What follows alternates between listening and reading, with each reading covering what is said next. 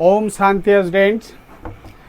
पिछले क्लास में आपको फर्स्ट ऑर्डर रिएक्शन से रिलेटेड डिफरेंट मोड्स फार्मूला को एक्सप्लेन किया था, कैसे कैसे कितने किस किस फॉर्मेट में डाटा दिया रहेगा तो हमको कौन सा फार्मूला यूज़ करना है। आज अभी न्यूमेरिकल कितने पैटर्न का है उसको ध्यान में रखना है। यदि इस चैप्टर का 3 मार्क्स श्योर करना है न्यूमेरिकल का, ये एवरी ईयर्स आपका 3 मार्क्स श्योर सर्टेन है न्यूमेरिकल इसका, तो यदि वो चीज़ ध्यान में रखना है तो आपको न्यूमेरिकल जितने पैटर्न का न्यूमेरिकल है उसका मेथड को बनाइए। उसके बाद आप मेथड को सीखने के बाद आप प्रैक्टिस कीजिए उस टाइप का प्रॉब्लम को लेके। तो अभी हम थोड़ा सा इसको फार्मूला को फिर से एक बार लिखने जा रहा हूँ। T equal for first order reaction 2.303 by K and log फिर A इनिशियल कंसंट्रेशन और T टाइम इंटरवल में जो कंसंट्रेशन रिमेनिंग है रिएक्टेंट का वो है। तो आप यहाँ देख रहे हैं 3 टर्मोलॉजी है, आपका टाइम रिक्वायर्ड है, फिर रेट कांस्टेंट है और कंसंट्रेशन है। 3 में 2 चीज़ आपको दिया रहेगा, तीसरा पूछेगा। कभी कंसंट्रेशन रेट कांस्टेंट दिया होगा टाइम पूछेगा, टाइम और रेट कांस्टेंट दिया है तो आपको कंसंट्रेशन टी टाइम में पूछेगा, तो आपका लॉग टेबल का ज़रूरत पड़ेगा। लॉग टेबल देखने आना चाहिए, क्योंकि इलेक्ट्रोकेमिस्ट्री जब मैं बता रहा था तो उस वक्त ही बोला था कि आगे लॉग टेबल का भी ज़रूरत पड़ेगा और हर एक स्टूडेंट को log table anti log table देखने आना चाहिए, क्योंकि वो बोर्ड एग्ज़ाम में अलाउ रहता है लॉग और एंटी लॉग टेबल देखने के लिए। कहीं भी आपको कॉम्प्लिकेशन है सॉल्व करने में प्रॉब्लम को, तो आप लॉग टेबल और एंटी लॉग टेबल का यूज़ कर सकते हैं। इसलिए वो आपको ध्यान में रखना है और उसको सीख लेना है। नहीं हाँ, चूँकि अभी तो ये इस क्लास में हम log table anti log table नहीं सिखाएंगे, कितने पैटर्न का न्यूमेरिकल है उसको समझिए। तो पहला पैटर्न में आप ये ले लीजिए जो डायरेक्ट फार्मूला है, और फार्मूला में यहाँ 3 टर्म है और 3 टर्म में 2 दिया रहेगा, तीसरा चीज़ पूछेगा, ये ध्यान में रखना है।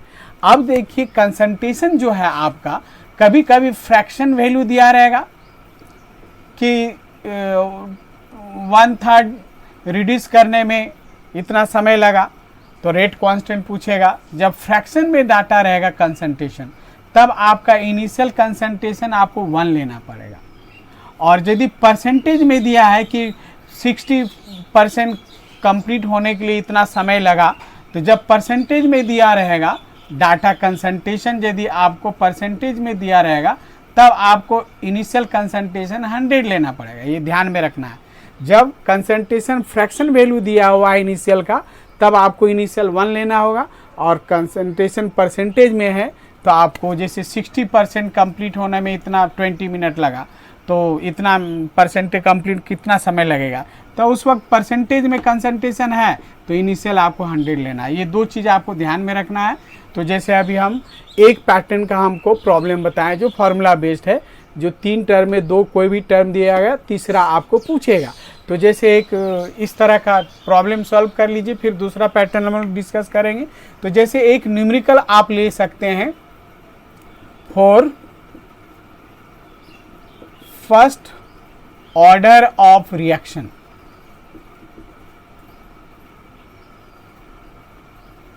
%75 complete in 40 minutes.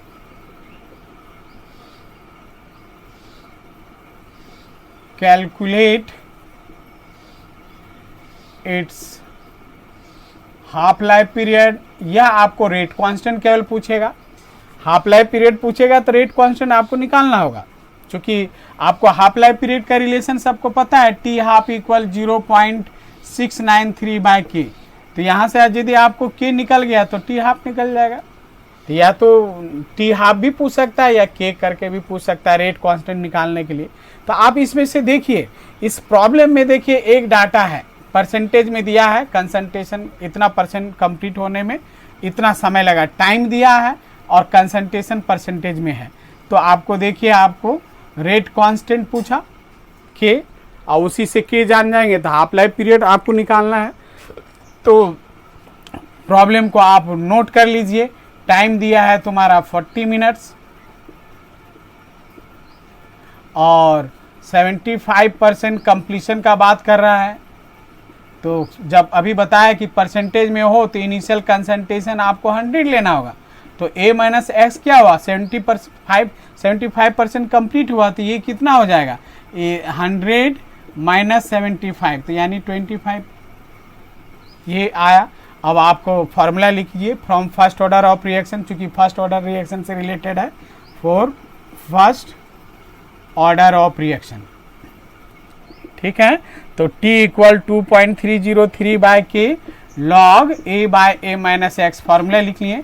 बहुत सा स्टूडेंट गलती करता है कि एग्जाम के पीरियड में आपका फॉर्मूला ऐसे नहीं लिखता है, डायरेक्ट एकदम बैठा देता है, जबकि मार्किंग स्कीम है कि फॉर्मूला में हाफ मार्क्स या 1 मार्क्स, वैल्यू करेक्ट पुट किया है तो उसमें आपका हाफ मार्क्स, और जब कंप्लीट सॉल्व करता है तो रिमेनिंग मार्क्स आपका कंप्लीट सॉल्विंग में आता है।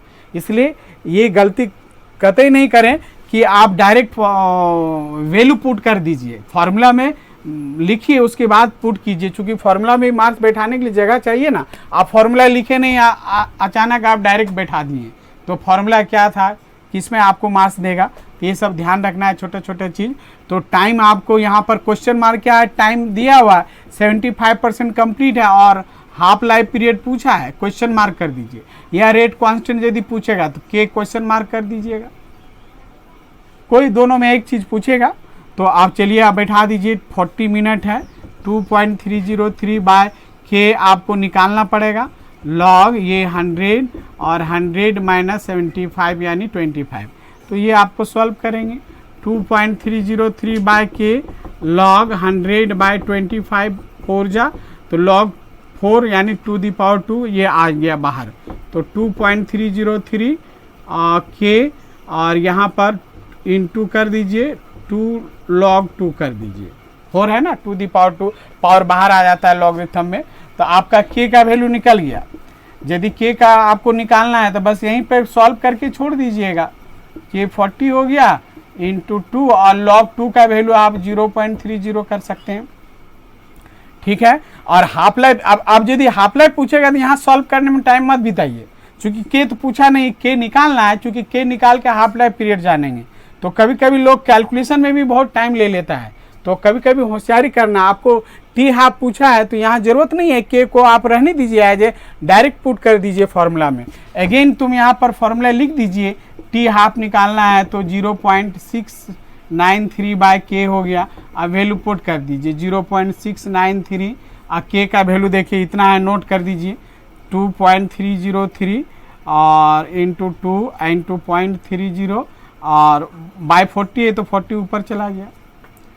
अब देखिए ये सॉल्व करने का ये सब तरीका है, तो आप जैसे ये 0.693 को लिख सकते हैं, ये वैल्यू आया कहाँ था, 2.303 को आप इतना से मल्टीप्लाई किए थे, तो log 2 का वैल्यू 0.30103 का और इंटू 40 है, और उसके बाद आपका 2.303 है।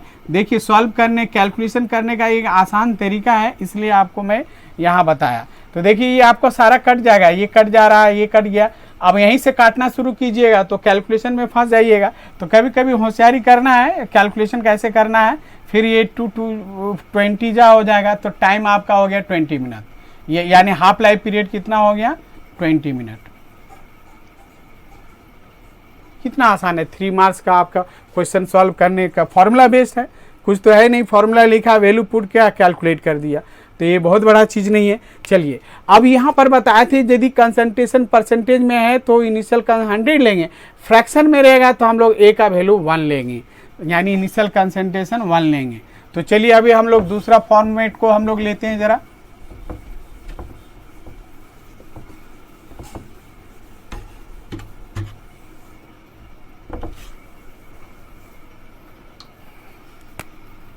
तो एक लेते हैं कि first order reaction, rate constant लिख दीजिए, rate constant for first order of reaction is 60 पर सेकेंड, ठीक है। और उसके बाद how much time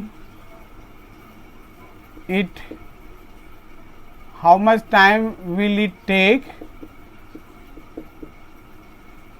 take to reduce the concentration of reactant to 1/10 of its initial value। देखिए एक न्यूमेरिकल ये हुआ।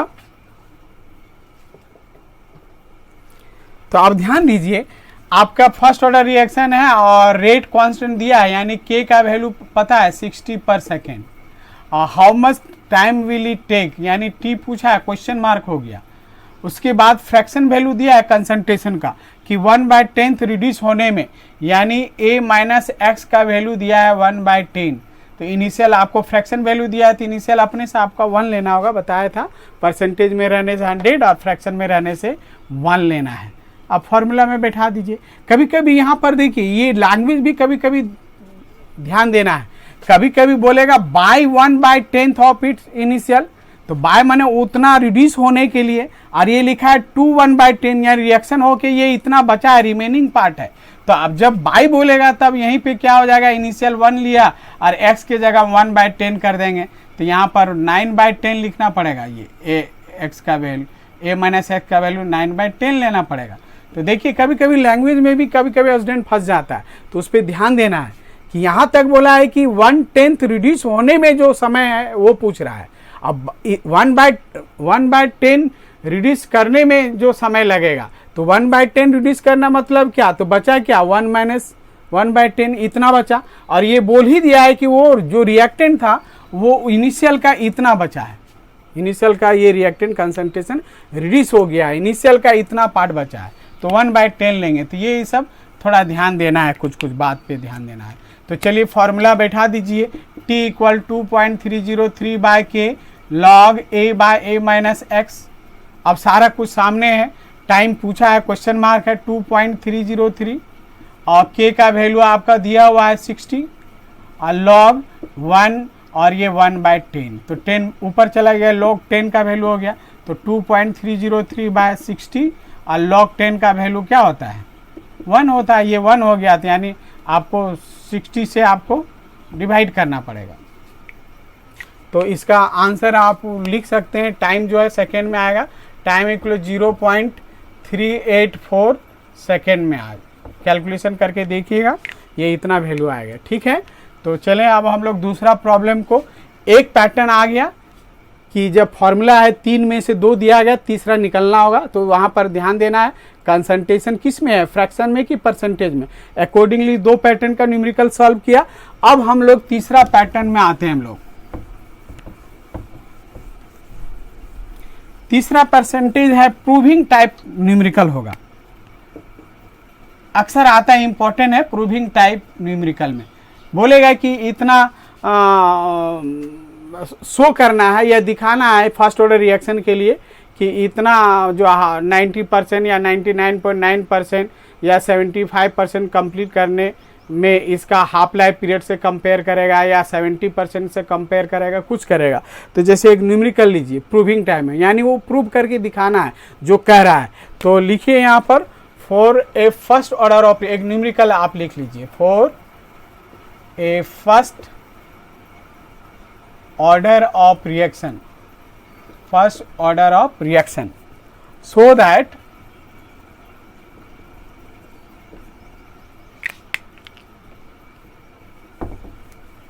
ये प्रूविंग टाइप के लिए, so that time required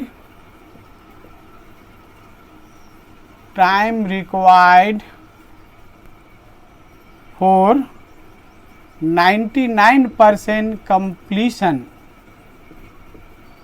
of reaction is twice time required, twice the time is twice time the required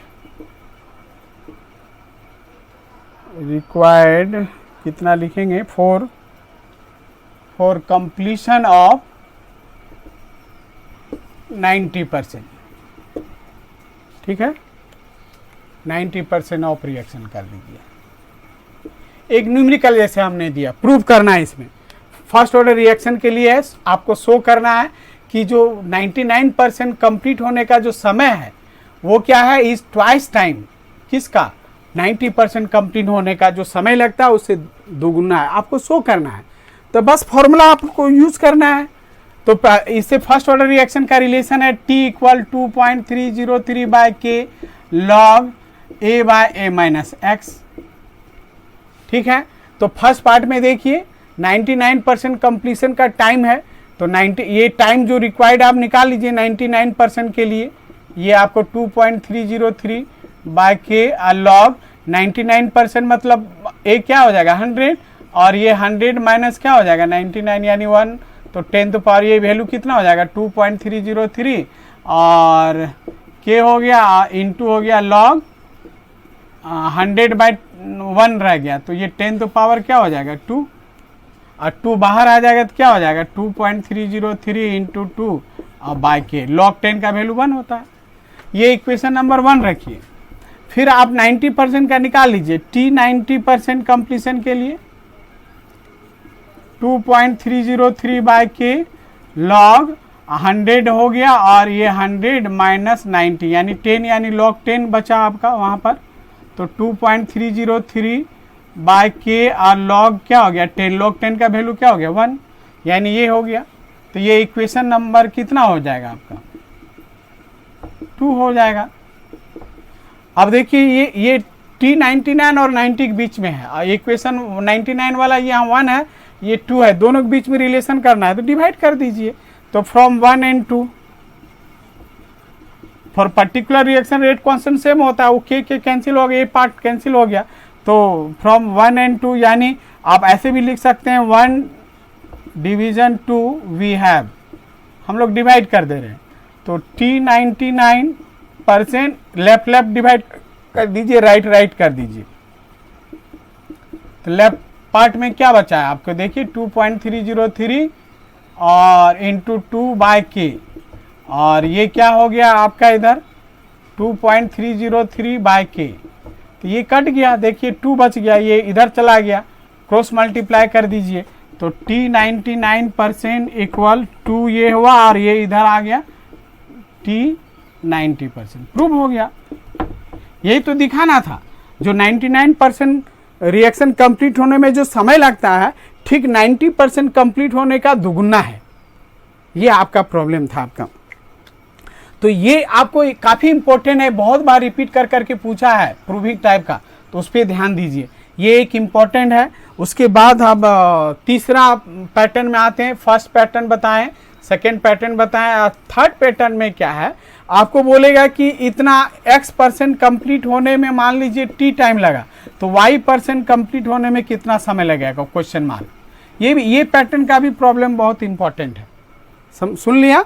x% complete होने में मान लीजिए t टाइम लगता है, तो आपका y% कंप्लीट होने में, तो बहुत सा बच्चा क्या करेगा यूनिटी मेथड जैसा कि x% कंप्लीट होने में t टाइम लगा तो y में कितना लगेगा, यूनिटी मेथड करता है। तो चूंकि आपको पता है कि कोई भी केमिकल रिएक्शन एक्सपोनेंशियली डिक्रीज होता है, आपको exponential relation first order reaction में चलता है, तो आपको तो यूनिटी मेथड यहाँ चलेगा नहीं। इसलिए ऐसा गलती मत कीजिएगा कि इतना में % कंप्लीट होने में इतना लगा, इतना में, कभी भूल के मत कीजिएगा, वो 0 मार्क्स चला जाएगा। तो चलते हैं हम लोग एक इसके लिए न्यूमेरिकल लेते हैं और इसको सॉल्व करके दिखाते हैं थर्ड पैटर्न का प्रॉब्लम। फिर आपका डाटाबेस प्रॉब्लम है, बस इतना ही तो पैटर्न है। यदि इतना पैटर्न का जान गया तब तो तुम्हारा काम हो गया, यानी तुम्हारा बोर्ड के लिए तैयारी न्यूमेरिकल पर्पस से हो जाता है। लेकिन जब कम्पशन के लिए करेंगे तो आज जितना डिफरेंट फॉर्म में फॉर्मूला बताए हैं उस सब जानना है, फिर बेसिक चीज़ भी जानना है। कभी कभी ऑब्जेक्टिव जो है वो स्टेटमेंट का आधार पे आता है, यदि बेसिक कंसेप्ट नहीं है तो स्टेटमेंट रॉन्ग है कि करेक्ट है ये आपको बता पाना मुश्किल हो जाएगा, इसलिए इस पर भी ध्यान दीजिए। चलिए अभी हम लोग लिखते हैं फोर्थ क्वेश्चन को।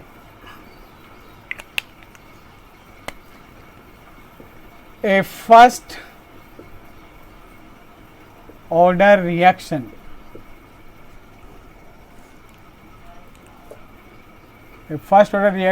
is 15%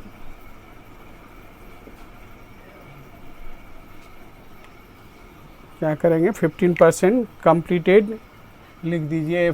first order reaction 15% completed in, आप टाइम ले लीजिए एक 20 minute.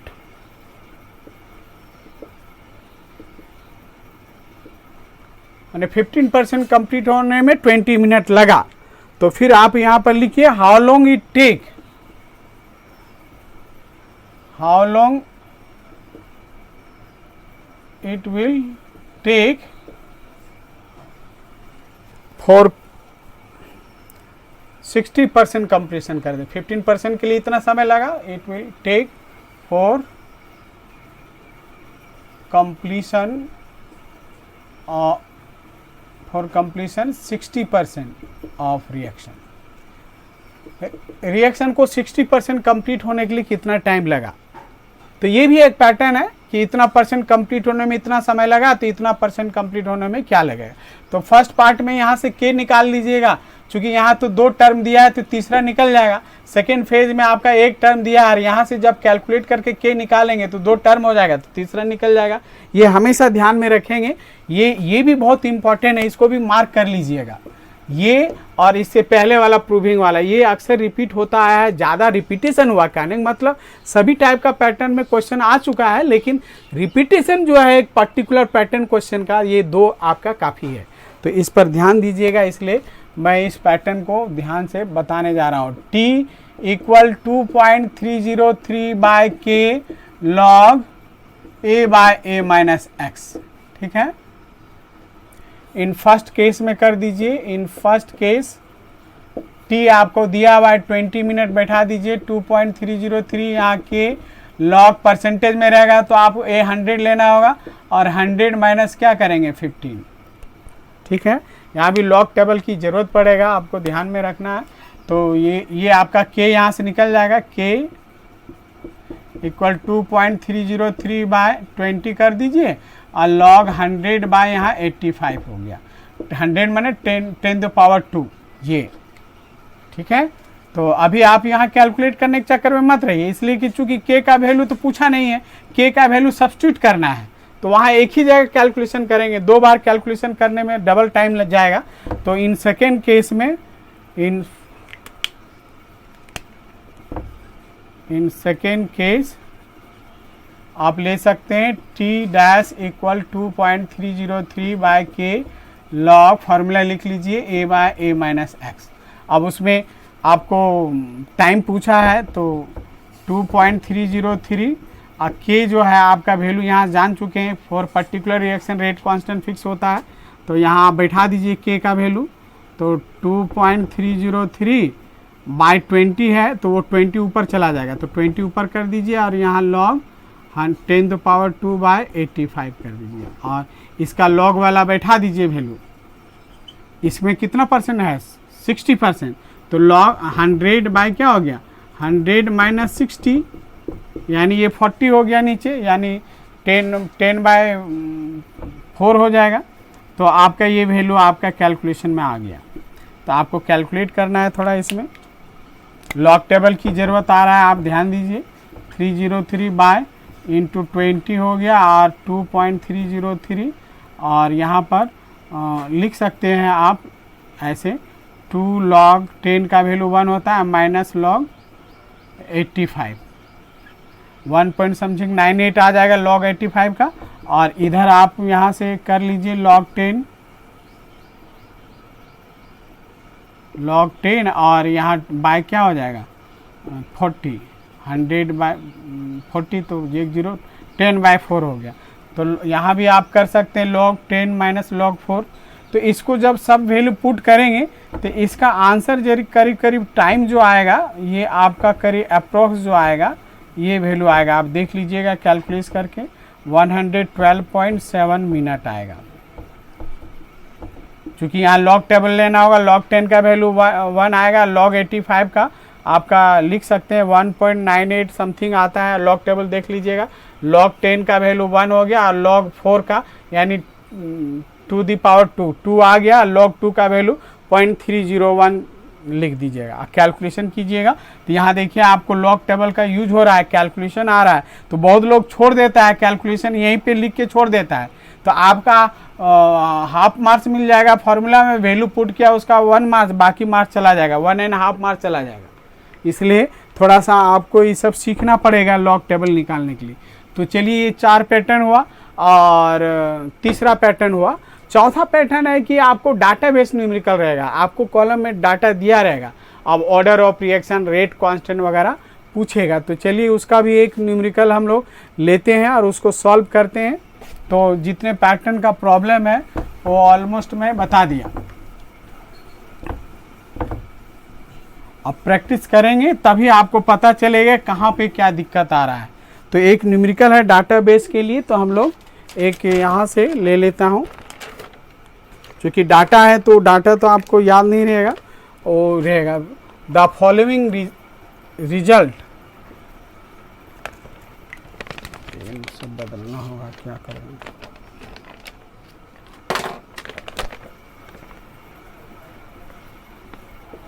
The following results have been studied during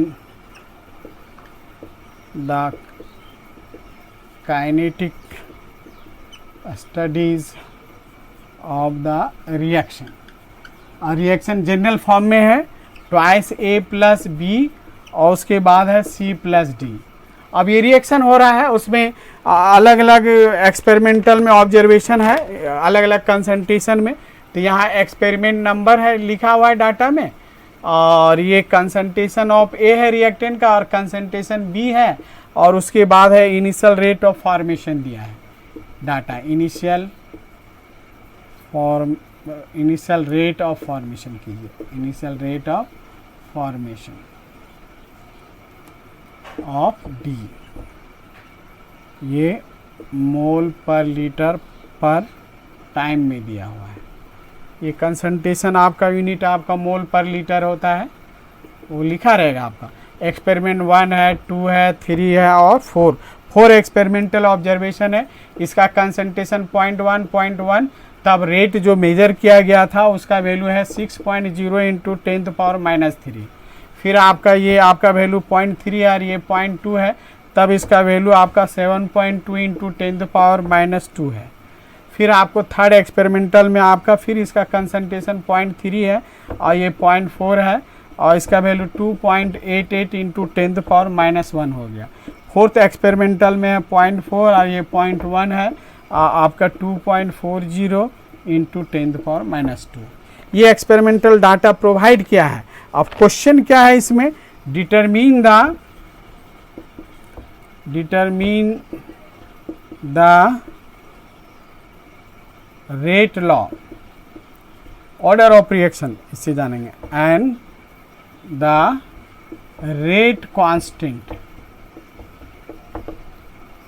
for the reaction.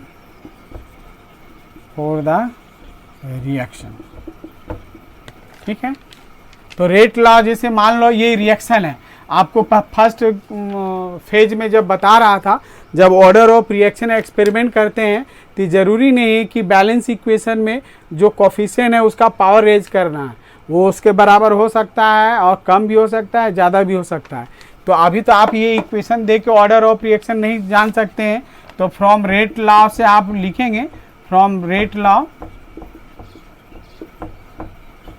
Rate equal हो गया, के हो गया। अब रिएक्टेंट ए है और रिएक्टेंट बी है। अब वहाँ पर ही हमको इसको एक्स वाई ले लीजिए आप पावर में, क्योंकि आप तो ले नहीं सकते, कोफिशिएंट जरूरी नहीं वो सही होगा, इसलिए हम अननोन फॉर्म में लिए। यही तो आपको निकालना है एक्स वाई, तो आपको पता चल जाएगा। कभी कभी इसमें अटैच करेगा with respect A order of reaction क्या है और with respect B order of reaction क्या है और ओवरऑल रिएक्शन का ऑर्डर ऑफ रिएक्शन क्या है। तो एक्स प्लस एक्स और वाई जान जाएंगे, जोड़ देंगे, वही आंसर हो जाएगा। फिर रेट कांस्टेंट यानी के का वैल्यू पूछ रहा है।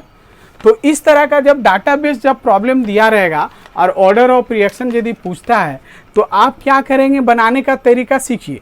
ये गिवन ऑब्जर्वेशन में, एक्सपेरिमेंटल ऑब्जर्वेशन में देखना है कि कौन सा एक्सपेरिमेंटल में सेम वैल्यू आ रहा है। अभी देखिए सेकेंड एक्सपेरिमेंटल में और थर्ड वाला में ए का रिएक्टेंट ए का कंसंट्रेशन सेम है, और फर्स्ट वाला में और फोर्थ वाला में देखिए 0.1 है। तो पहले तो आप रेट लॉ, इसके आधार पे सारा एक्सपेरिमेंटल ऑब्जर्वेशन लिख लीजिए। उसके बाद क्या करेंगे, सेम वाला जो है ना वैल्यू, चूंकि यहाँ दो अननोन टर्म है और दो अननोन टर्म होने के लिए हमको दो इक्वेशन चाहिए, तो यहाँ तो दो इक्वेशन मिलेगा नहीं, तो इसका मतलब है कि कोई एक को तो कैंसिल करना पड़ेगा।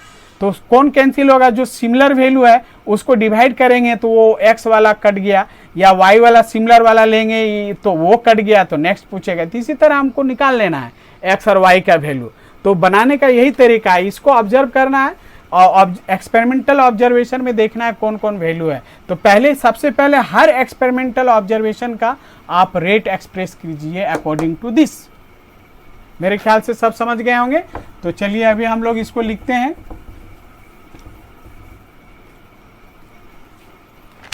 तो फ्रॉम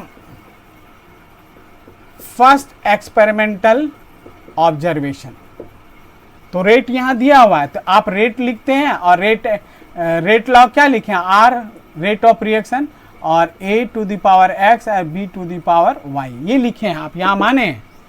तो रेट यहां दिया हुआ डाटा फर्स्ट एक्सपेरिमेंटल में, ये वैल्यू है 6.0 इंटू 10⁻³ सीखिए कैसे बनाते हैं। और ये फर्स्ट यहाँ पर एक्सपेरिमेंटल यहाँ डाटा में आपका a का कंसंट्रेशन 0.1 है और पावर x है, x लिख दीजिए, b का भी 0.1 है और पावर y है लिख दीजिए। ये फर्स्ट एक्सपेरिमेंटल इक्वेशन हो गया। सेकेंड में इसी तरह ये वाला में लिख लीजिए 7.2 इंटू 10⁻² रेट हो गया। अब उसके हिसाब से रेट कांस्टेंट तो सब में एक ही रहेगा, एक ही रिएक्शन है। तो ए का आपका कंसंट्रेशन 0.3 है और पावर x और इसका 0.2 है और पावर y हो गया। ये सेकेंड हो गया एक्सपेरिमेंटल ऑब्जर्वेशन। फिर थर्ड फोर्थ को भी इसी तरह लिख लीजिए। फ्रॉम थर्ड में आपका 2.8 है, 2.8 इंटू 10⁻⁻1 इक्वल k, इसका आपका वैल्यू है थर्ड में 0.3 x और इसका है 0.4 to the power y, third experimental observation. Fourth वाला भी लिख लीजिए, इसका रेट है 2.40 इंटू 10⁻² इक्वल k और ये वैल्यू है 0.4 टू द पावर x और 0.1 टू द पावर y और ये फोर्थ एक्सपेरिमेंटल ऑब्जर्वेशन हो गया। इतना ही तो करना है। अब आपको अभी जस्ट बताए थे जिसमें सिमिलर वैल्यू आ रहा है, जैसे इक्वेशन नंबर 1 में देखिए यहाँ 0.1 है और फोर्थ वाला में देखिए 0.1 है। y वाला कैंसिल हो जाएगा, डिवाइड करेंगे तो x वाला बचेगा, तो कैलकुलेट कर लीजिएगा। यही तो बनाने का तरीका है, तो इसको ध्यान से समझिए। अभी इसको मिटा रहा हूं मैं।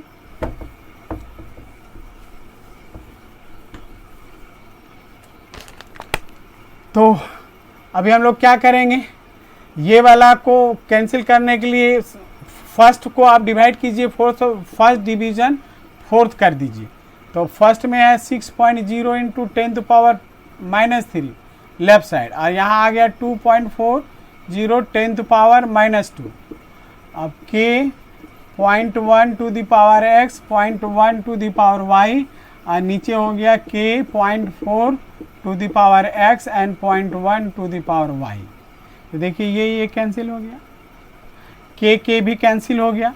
अब इसमें बचा क्या, 0.1 टू द पावर x और 0.4 टू, तो पावर सेम है तो एक साथ लिख सकते हैं 0.1 बाय 0.4, एक साथ x लिख सकते हैं, यानी डेसिमल पार्ट हट गया तो 1/4 टू द पावर क्या लिखेंगे x। अब इसमें से देखिए इसको आप कैंसिल कीजिए, 4 टाइम से चला जाएगा तो ऊपर 1 बचा तो ये 1/4 हो गया। तो इधर लेफ्ट साइड 1/4, राइट साइड यहाँ पर 1/4 टू द पावर x है। तो देखिए बेस सेम है, इसके ऊपर कुछ पावर नहीं मतलब 1 है, लिख सकते हैं इसको 1/4 to the power 1 equal 1/4 to the power x। देखिए बेस सेम है तो पावर इक्वल होता है, तो x का वैल्यू देखिए 1 निकल गया, यानी a के रिस्पेक्ट में ये फर्स्ट ऑर्डर है, जबकि बैलेंस इक्वेशन में 2a लिखा हुआ था। अब देखिए एक्सपेरिमेंटल ऑब्जर्वेशन में 1 ही मोल का कंसंट्रेशन चेंज बता रहा है, जबकि बैलेंस में 2A लिखा हुआ है। तो आप समझ रहे हैं मैटर जो समझा रहे थे कि जरूरी नहीं कि उसके बराबर होगा, वो हो सकता है नहीं भी हो सकता है। तो x यानी with respect to A first order reaction पकड़ा गया। अब हम लोग क्या करेंगे, सेकेंड डिवीजन 2 कर दीजिए, क्योंकि इसमें आपका सेम वैल्यू है ना, ये x वाला टर्म कट जाएगा तो y वैल्यू निकल जाएगा। तो अगेन यहाँ वी हैव लिख सकते हैं, यहाँ भी लिख सकते हैं वी हैव। तो हम लोग सेकेंड में तुम्हारा क्या है 7.2 इंटू 10⁻⁻2 और ये हो गया आपका 2.88 इंटू 10⁻⁻1 के 0.3 to the power x and 0.2 the power y। यहाँ भी k 0.3 to the power x and 0.4 to the power y। ये कैंसिल हो गया, k के कैंसिल 2/4 यानी 1/2 the power 1/2 the power y आ गया। तो इसमें भी आप देखिए ये 4 टाइम्स चला जाएगा, देखिए 4 2 जा 8 और 28 4 7 जा 28, ये कैंसिल हो जाएगा। तो ये 1/4 आ गया। तो आपको क्या हो गया यहाँ पर, तो लेफ्ट साइड में 1/4 बचा और उधर तुम्हारा 1/2 दी पावर y है। तो बेस अभी आपको सेम करने के लिए वहाँ यहाँ लिख सकते हैं 1/2 the power 2 equal 1/2 the power y। तो बेस सेम है तो पावर इक्वल होता है, तो y इक्वल 2 हो गया। तो b के रिस्पेक्ट में देखिए आपको सेकेंड ऑर्डर आ रहा है। तो रेट लॉ क्या हो गया आपका, रेट लॉ आप लिखे थे k और a to the power x and b to the power y लिखे थे। तो k यही आंसर हो गया, a और x का वैल्यू 1 और b का वैल्यू 2 हो गया। तो ओवरऑल ऑर्डर ऑफ रिएक्शन आ गया तो थर्ड ऑर्डर हो जाएगा। और इंडिविजुअल पूछेगा तो a के रिस्पेक्ट में फर्स्ट और b के रिस्पेक्ट में सेकेंड। अब मान लीजिए k का वैल्यू पूछा है, तो अब तो एक्स वाई का वैल्यू जान गया, कोई भी आपका में ले लीजिए, इक्वेशन 4 है, चारों में कोई भी लीजिए एक ही आंसर आएगा। एक्स वाई का वैल्यू मालूम हो गया तो के अननोन है तो निकल जाएगा। तो यहाँ से आप ले सकते हैं फ्रॉम 1 से आप लिख सकते हैं 6.0 10⁻³ इक्वल के अब 0.1 टू द पावर 1 हो गया, अब 0.1 टू द पावर 2 हो गया। ठीक है, तो 0.1 और ये 0.2 कितना हो जाएगा, के इंटू 10th पावर आपका 3 हो जाएगा, -3 हो जाएगा, क्योंकि ये 0.1 इंटू 0.1 हो गया तो 0.01 हो गया और ये 0.1 यानी आपको 10th पावर -3 हो गया, 6.0 10th पावर -3। देखिए कैंसिल हो गया तो के का वैल्यू 6 निकला। अब थर्ड ऑर्डर का है तो थर्ड ऑर्डर का जो यूनिट है वो लिखना होगा। तो ऑर्डर ऑफ रिएक्शन का, हर ऑर्डर ऑफ रिएक्शन का यूनिट 4K हम लोग डिस्कस कर चुके हैं, उस तरह आप लिख लीजिएगा। भूल जाएंगे तो फिर वैल्यू बैठा दीजिए, यहाँ मोल पर लीटर का स्क्वायर और इधर मोल पर लीटर पर सेकेंड आप कैंसिल कीजिए, जो यूनिट बचा वही होगा। तो ये आपका फोर्थ टाइप का जो न्यूमेरिकल हुआ। तो ये आपका फोर्थ पैटर्न का न्यूमेरिकल सॉल्व किया जो डाटा बेस्ड है, गिवन डाटा है। और भी आपको एनसीईआरटी में देखेंगे वॉल्यूम के टर्म में दिया होगा, तो वो भी आप वैसे ही आप प्रेशर के टर्म में होगा, फार्मूला लिखा दिया हूँ मैं, तो उसके हिसाब से बना लीजिएगा। एक न्यूमेरिकल लास्ट हम थोड़ा सा इस तरह का भी आता रहता है, इसलिए मैं थोड़ा सा डिस्कस कर देना चाहता हूँ। तो ये जो है फर्स्ट फेज या सेकेंड मिडिल वाला बोलेंगे, middle phase, first phase, middle phase और थर्ड फेज। तो ये सेकेंड फेज आपको कंप्लीट हो गया एक तरह से। तो जैसे आपका है ए रिएक्शन, अक्सर ये भी सब पूछता रहता है, is first order in A and second order in B, ये रिएक्टेंट है। तो ये बोल रहा है राइट द, कितना आसान सब क्वेश्चन रहता है देखिए बोर्ड में, डिफरेंशियल रेट इक्वेशन पूछा 1 मार्क्स का। दूसरा, how is the rate affected in on increasing, लिखिए ऑन इंक्रीजिंग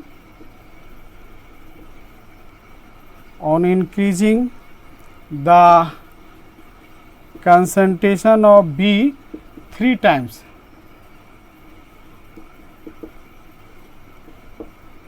थर्ड क्वेश्चन पूछा है आपका, how is the rate affected, how is the rate affected on, या व्हेन कीजिए, when the concentration of both A and B are double. इस तरह का आपका प्रॉब्लम आएगा। तो write the differential rate of equation यहाँ दिया हुआ है, ए के रिस्पेक्ट में फर्स्ट ऑर्डर, सेकेंड ऑर्डर आ रहा है बी के रिस्पेक्ट में। तो रेट ऑफ रिएक्शन आप लिखेंगे from rate law, from rate law से आप लिख सकते हैं आर इक्वल के, ए की रिस्पेक्ट में बोला है फर्स्ट ऑर्डर और बी की रिस्पेक्ट में बोला है सेकेंड ऑर्डर। ये आपका रेट लॉ हो गया। ये आपको कितना आसान है बताइए। ये इक्वेशन लिखने बोल रहा है, डिफरेंशियल रेट इक्वेशन। फिर बोल रहा है how is the rate affected on increasing the concentration of B 3 time. मान लो रिएक्शन हो रहा है, अब ए का कंसंट्रेशन आप 3 टाइम्स कर दिए। मान लीजिए अभी यहाँ इस फॉर्म में x है, तो 3 टाइम्स करना माने 3x, तब क्या हो जाएगा k। सेकेंड क्वेश्चन के लिए, ये फर्स्ट क्वेश्चन के लिए है, तो r इक्वल क्या हो गया r डैश। तो ये आप क्या करेंगे, 3 टाइम्स है 3x कर दीजिए और b उतना ही है, मान लीजिए ये x है और ये आपका y ले लीजिए, y पर पावर 2 और ये 1 है, यहाँ 3x कर दिया। ये इसको तो बोला नहीं है तो y स्क्वायर ही ले लीजिए। ये तो आपका पावर 1 है, तो पावर 1 है तो ये कितना आ गया 3k और x और y पर पावर 2। यहाँ पर क्या है k x y 2। तो अब इससे कंपेयर कीजिए, पहले वाला केस और तीसरा केस में ये देखिए सेम है, बस इसका 3 टाइम्स हो गया। तो आपको आंसर क्या लिखेगा, रेट जो है 3 टाइम्स आपको चेंज हो जाएगा, मैंने इंक्रीज कर जाएगा बाय 3 टाइम्स। ये आपको लिखना होगा। How is the rate affected when the concentration of both A and B are double. जब दोनों को डबल करेंगे तो इसी को क्या लिखेंगे, के आर बराबर आर डबल डैश कर दीजिए, इसको डबल कर दीजिए 2x पावर 1 और इसको 2x टू द पावर 2 कर दीजिए। तो ये कितना हो जाएगा 2, ये आ जाए, ये 4 आ गया, 8 टाइम्स हो जाएगा वो के एक्स। यहाँ y के रूप में लेंगे तो y लीजिए, कोई दिक्कत नहीं है, y स्क्वायर। तो पहले के कंपैरिजन में ये 8 टाइम्स हो रहा है, तो ये थर्ड का यहाँ लिखना होगा 8 टाइम्स से आपका रेट इंक्रीज कर जाएगा। पहला वाला में 3 टाइम्स से और ऐसे रेट ला। तो इस तरह का भी प्रॉब्लम होता है। तो सेकेंड फेज आपका ओवर हो गया। अब हम लोग लास्ट आपका फेज है वो है आपका कॉलिजन थ्योरी और आर्हेनियस इक्वेशन। तो आर्हेनियस इक्वेशन में भी कभी कभार न्यूमेरिकल पूछा है, तो उसका भी पैटर्न थोड़ा सा न्यूमेरिकल 1-2 पैटर्न में है, उसको सॉल्व करना है। उसमें कुछ टर्मोलॉजी है, एक्टिवेशन एनर्जी काफ़ी इंपॉर्टेंट है, उसको समझना है। तो नेक्स्ट क्लास में हम उसी का डिस्कस करेंगे। Thank you.